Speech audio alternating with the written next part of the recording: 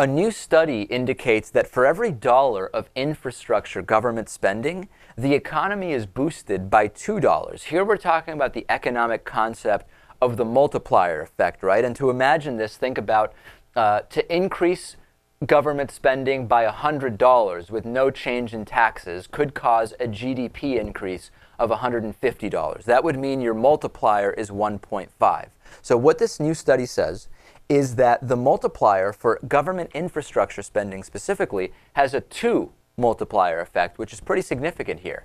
And what's more is that the multiplier seems to be even higher during economic downturns. In other words, in the wake of the 2009 stimulus, the multiplier of infrastructure government spending was roughly 4 times more than average, meaning that infrastructure investments by the government actually are of particularly high value during busts than during booms. Republicans don't like it. They don't like that type of spending. Right. But I mean, you have to balance infrastructure spending with the rest of your spending and with all of the problems we're facing. And how long does it take you to see that return?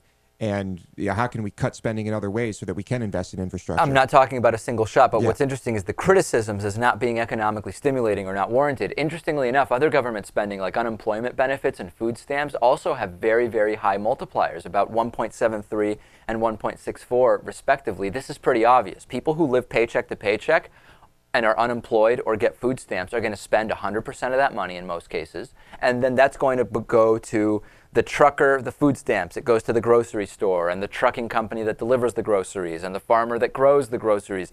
It's very obvious how you're going to have a high multiplier on that spending. Right. And now look at military spending. I don't think no question. I don't think it works the same way. A dollar of government spending is not always equal to a dollar of growth. No question about it. Sometimes it's more and sometimes it's way less.